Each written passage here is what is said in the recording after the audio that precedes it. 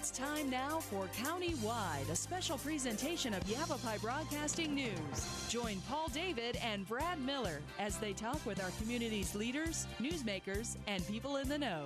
You'll hear about the hot topics that affect all our lives here in Yavapai County. And now, here's today's County-Wide. Welcome to County-Wide. I'm Paul David. Very good to have you in studio with us today. Yavapai Silent Witness Director Steve Skurja with us once again today. Good morning, Steve. How are you? Very great. Good to see you. How are you doing? I'm good, thank you. Excellent. We started Catch 22 on Saturday. We did. We started another phase of Catch 22. We've been doing this for, this is the 32nd phase. Started back in 1997. Wow. You know, let me give you just a little bit of history real quick. Okay. You know, when the Silent Witness program first started, it was at the Sheriff's Office. Sheriff Curly Moore started the program. And for the first 3 years, they hardly got any calls and never made an arrest. Why did he start it? Mainly because the information that was being shared with the originating agency, which is Albuquerque, New Mexico, and then the second agency in the United States to pick up the idea was Phoenix. And Phoenix was having all these successes. So the governor of the state of Arizona, a lady by the name of Rose Mofford, decided to, because of Phoenix successes, make money available to start a program in every county. Oh, nice. Okay. And the Sheriff's Office started one in Yavapai. As many times we've done this, I don't think I've ever known that. Oh, really? Yeah, that's interesting. Yeah. Okay. Yeah. So that's where the funding came from, Okay. and that's why it started, okay, because of Rose Mofford. Anyway, the sheriff knew that you had to answer the phone 24/7 to make this thing work, or it just wasn't going to work, and he didn't have the manpower to do it. So he offered the program up. The Prescott Police Department accepted, and I became involved in that at that point. Because of the lack of interest over those 3 years, even with the board members, and Silent Witness has anywhere from, over the years, 10 to 20 civilian volunteer board members that help run the program. Okay. Because of the lack of interest in those first 3 years, those folks went away. They lost interest. So the first thing we did at the Prescott Police Department is we started rebuilding that group of folks. And as we did, we started picking people from the community who were business-minded, who knew about advertising and things like this. And we immediately started making arrests. Not a lot of them, but we started making arrests. One of the things we wanted to do, our focus is to gain community trust. Okay, get that public trust. We also wanted to get closure for crime victims through our efforts. We wanted to pay rewards, and in doing all this, we were going to get felons off the street in Yavapai County, and that was the main focus. So we needed to do things to get that out to the public, to assure the public that we could be trusted, that we weren't going to give their names out, we weren't going to ask for their names, that we had money available to pay rewards, and once all that was done, the victims were going to find closure, successful callers were going to get rewards, and this started happening. But one of the things we started doing is we would go to the individual agencies and ask for their most wanted felon. And if they would cooperate, we would take that information with a photograph and send it to the media. But this wasn't happening too often. But when it did, sometimes it was successful. That's when we came up with the idea in 1997 to start Catch 22. And the whole idea behind that was just efforts that we had been working on over the years and seeing what worked and what didn't work. And we came up with the idea, first of all, everybody's familiar with the phrase Catch 22. And that's why we wanted to use that. And with that phrase, we're going to catch, the efforts were to be able to catch 22 felons in 22 days. So we're going to advertise a different felon each day for 22 consecutive days. We kicked off the first, the real key to this is to pay a good, decent reward. Right. And what's the incentive? And we, at Yavapai Silent Witness, had for years never paid more than $1,000 for anything. Okay, so we decided, well, let's go the middle of the road. We'll offer $500 for every Catch 22 felon. So in 1997, we offered it to the public. We arrested 10 that first phase. I remember that. It was very successful. It was very successful. Everybody liked it. The cops liked it. The callers liked it because we paid $5,000. We paid 10 $500 rewards. I think the public likes to follow along too with it day by day. The public loved it. As a matter of fact, people actually called afterwards wanting to know when we were going to do it again. Right. And I'm sure these were some of the successful callers. But when you think about it, every felon that we advertise has a photograph attached. Mm-hmm. And this might be the guy that has been living next door to you for the last few months. And maybe he's gone by an alias.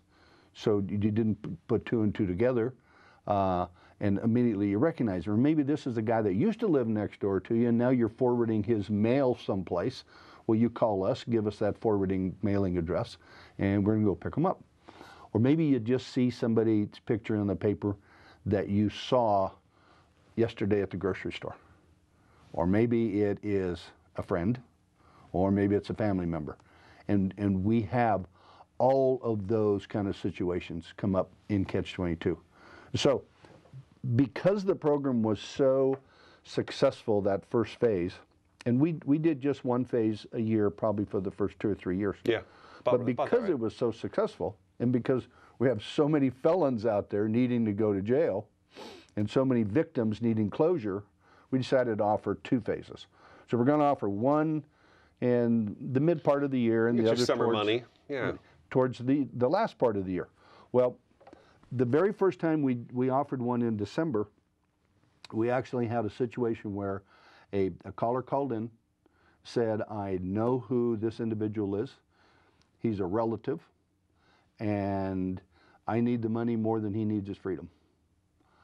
And boy, the red lights went on and in our office, and we said, wow, we need to look at this a little bit closer. So after that, we decided that December definitely had to be a month when we ran Catch-22 because of Christmas shopping and people needing Christmas money. Mm-hmm. And so that's where we've been ever since. So we try to run one in the springtime, May, maybe June. Like this time we're doing it in June. I believe last year we did it May the 1st through the 22nd. Yeah, something like that. But then we'll always do one December 1st through December 22nd. Right, right. We should probably take our first break. Okay. Thanks for that history lesson. You taught me a few things. I can't believe I've been doing this long with you, and I didn't know some of these things, so that's great. Yavapai Silent Witness Director Steve Skurja in studio today. The number there is 1-800-932-3232. Website, yavapaisw.com. I'm Paul David. This is Countywide. We'll be back in just a couple minutes.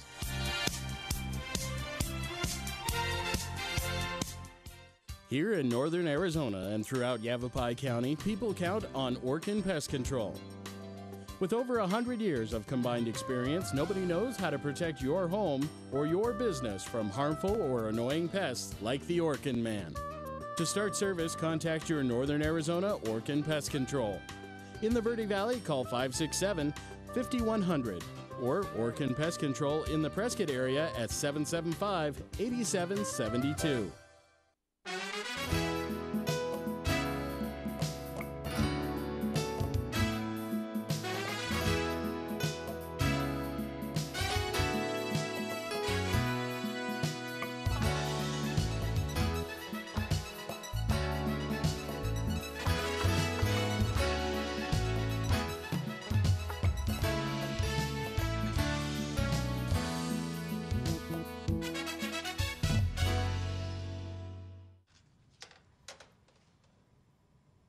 Wow, these are really good.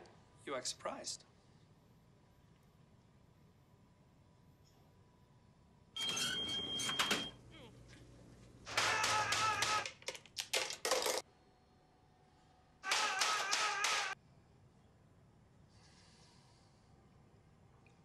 Practice makes perfect. You don't have to be perfect to be a perfect parent. There are thousands of teens in foster care who don't need perfection. They need you. So, I got this new family. And I don't know what it is about this one, but she can't seem to put down that toy all day long. Tap, tap, tap, tap. Oh, and she even talks to it. She talks to that more than she talks to him. What's up, bro? Nice shirt. Okay, what do you want to start with? When we come back, let's talk a little bit about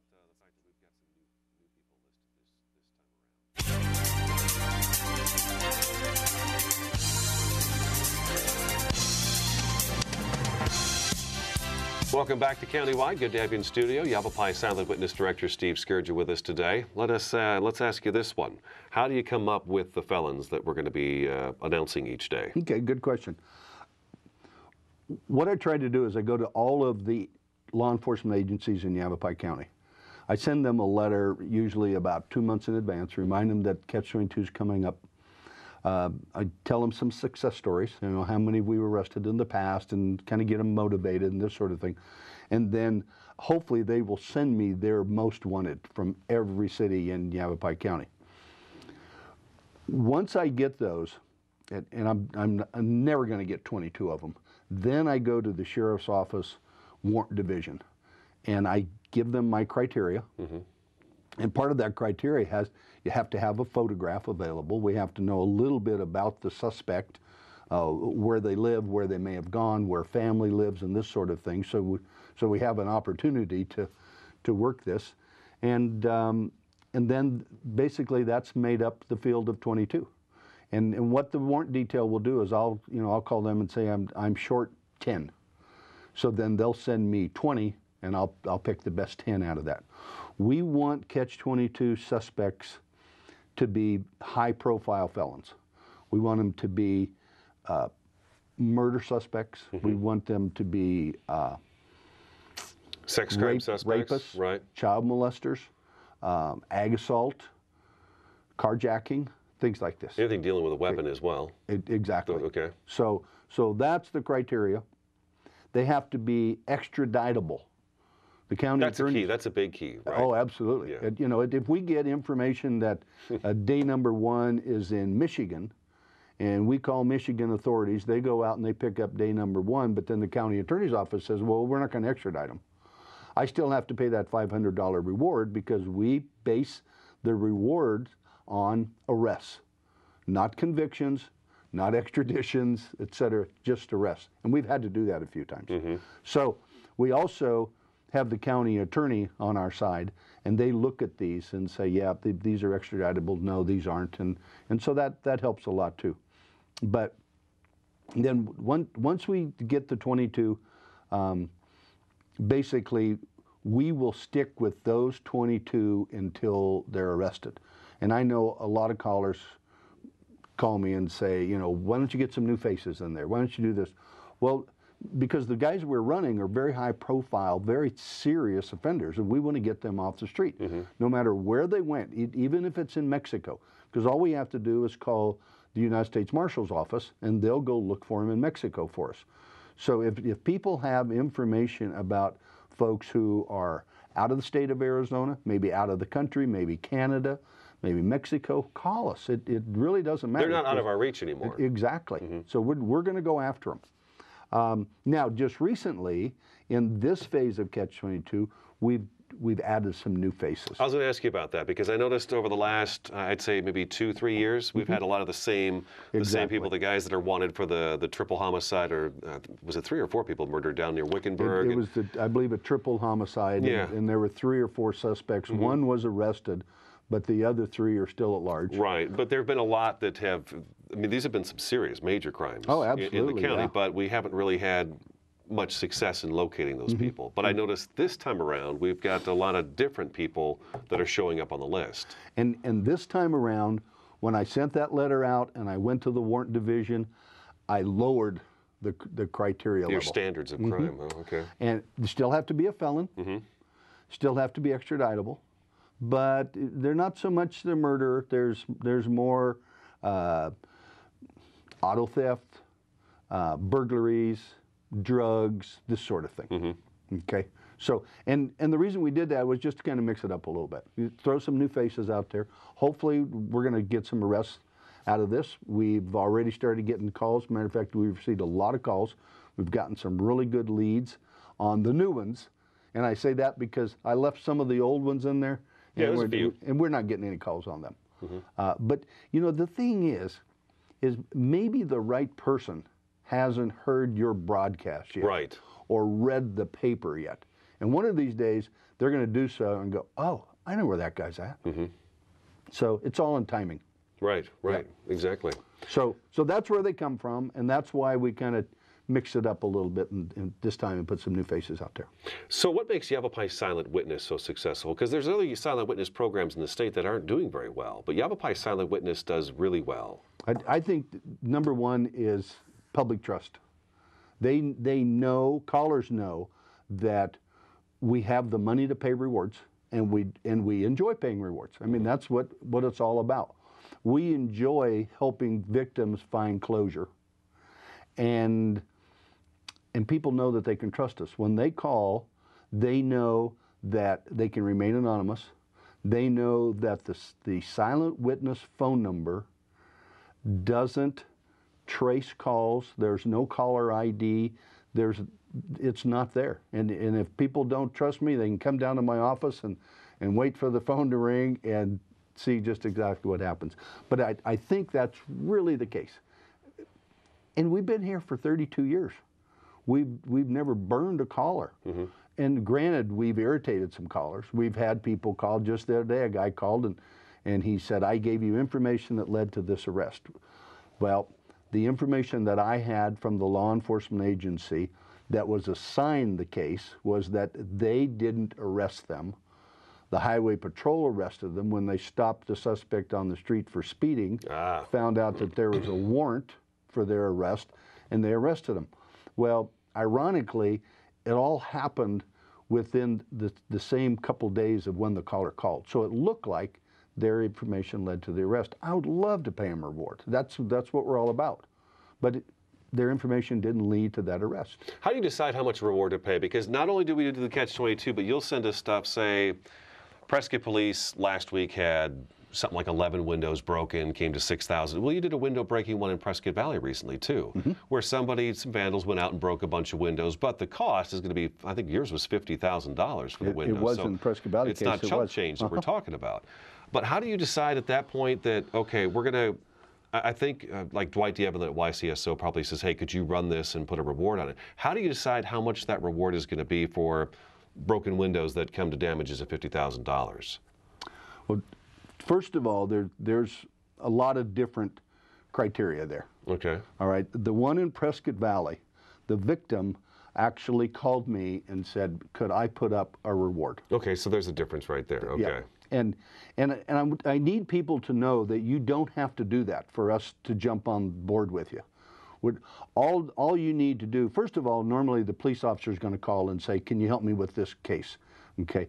But victims can also call me and say, can you help me with this case? And in that situation, I'll call the investigating officer and say, hey, the victim called, wants me to run this, through the media. Are you okay with this? Sure. Well, in this case, the guy said, I would like to offer a reward. And he offered up $500. So we immediately started advertising $500. Well, there might be a window breaking in Cottonwood at the same time, and we're not going to offer $500 on that because the victim didn't ask us to, number one. Well, we often didn't come up with the cash. We often don't mention how much the reward is. Exactly. So when I call, and we've got about 30 seconds, we'll take a break here, but when I call you and I say, okay, I know so-and-so did this crime, and then they go out and check it out, and they arrest this person, and they're found guilty of the crime, which I guess is that's not the point we have to go to with silent witness. It's just this person did it with you, and once they're arrested, I get the reward. How do you decide how much reward I'm going to get for that? That's where the board of directors come in. Okay. Okay. Do you want to start now or wait till the break? Well, let's take our break. Okay. Let's take our break. Yavapai Silent Witness Director Steve Skurja in studio today. 1-800-932-3232 is the number you need to remember. This is Paul David. This is Countywide. We'll be back in just a couple minutes.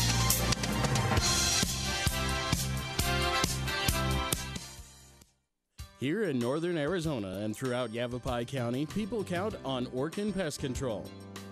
With over 100 years of combined experience, nobody knows how to protect your home or your business from harmful or annoying pests like the Orkin Man. To start service, contact your Northern Arizona Orkin Pest Control. In the Verde Valley, call 567-5100 or Orkin Pest Control in the Prescott area at 775-8772.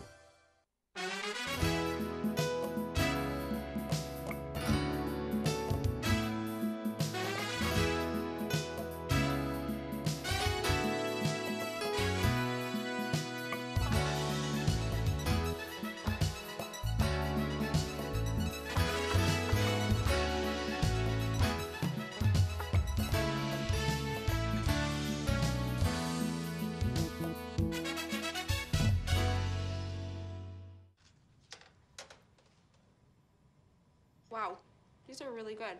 You act surprised.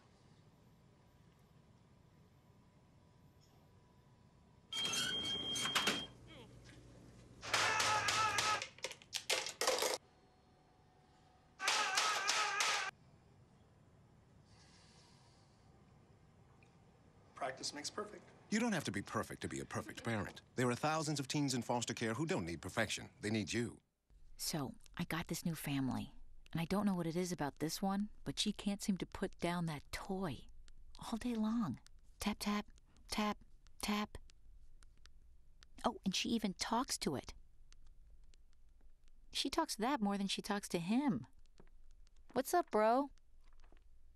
Nice shirt. Who's she talking to? Her mom? She talks to her mom a lot.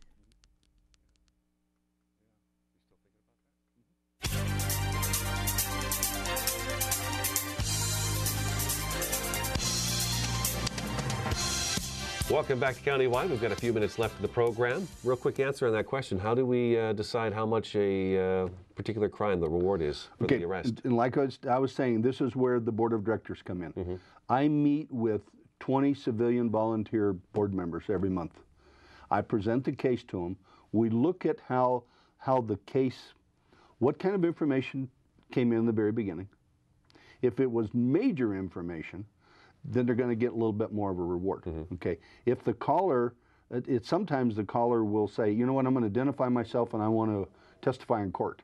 They're going to get even more of a reward because they're really playing an active role in this. Mm-hmm. Okay.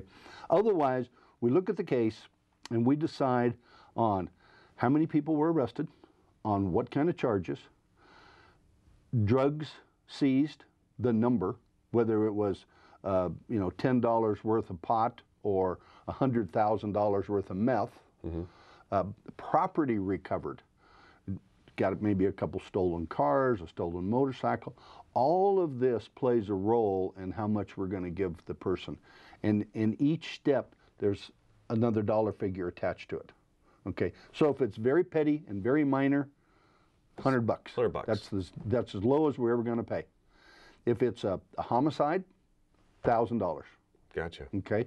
Now, we just decided here probably 2 years ago to go with $1,000 reward on any crime that's committed with a firearm. Right. Okay.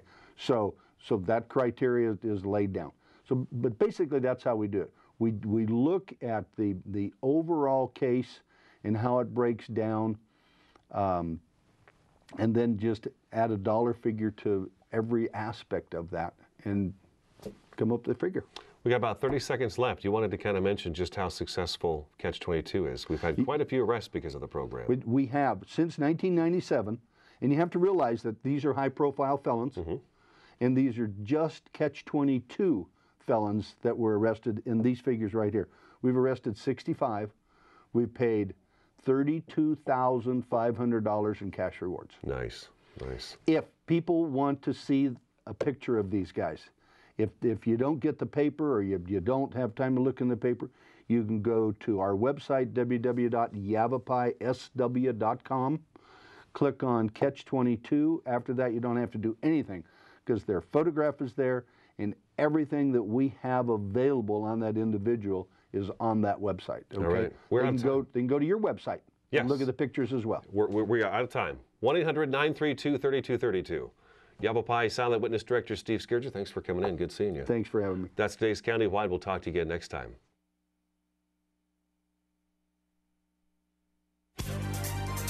This has been Countywide, a special presentation of Yavapai Broadcasting News. Listen in each Tuesday and Thursday as we tackle the hot topics and talk to the decision makers across Yavapai County. That's Countywide with Brad Miller and Paul David each Tuesday and Thursday on this Yavapai Broadcasting station.